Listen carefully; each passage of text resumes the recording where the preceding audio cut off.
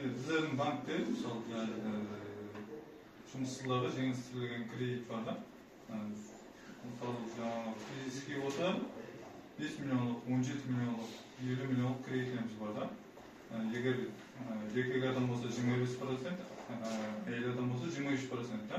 Әйелдерге 2% арзан ашықталған.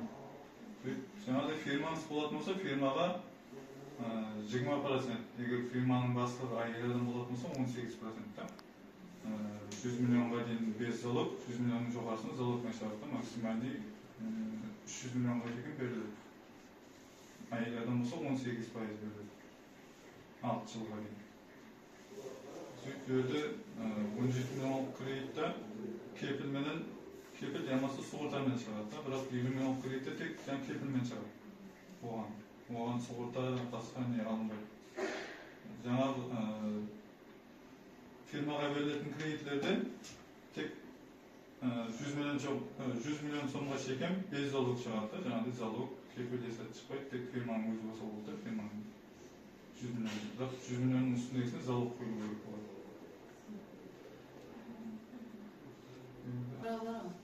Енді фирма аша жат болса не барасыз? Отырамыз?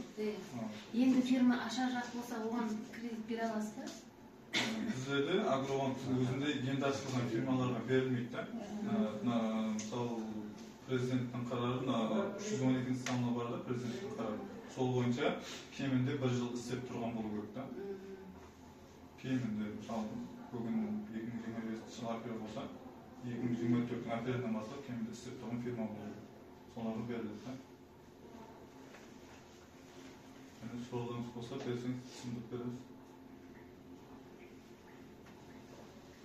Жұмыссыз бірақ сыртта жүрген адамдарға қалай?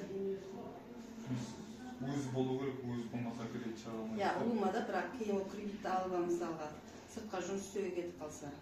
Сыртқа жұмыс істеуге кетіп қалса, мысалы. Не алмаймын оған? Ешқандай несі жоқ па? Егер кредиттің уақытында төлеп тұрса, осы жақта төлейтін адам болса, төлеп тұра береді. Егер митпа өтіп кетсе, сыртқа шығуға шектеу қойылады да, кейін сыртқа шыға алмай қалады. Немесе сырттан келсе, қайтадан шыға алмай қалады. Бірақ ала береді, мысалы Қазақстан, Россия барып жұмыс істеп барып келіп жүрген адамдар. Сол жақта, мысалы, Нөксөренің адресінде жұмыссыз болу керек та. Өзін-өз бәлтілеу керек.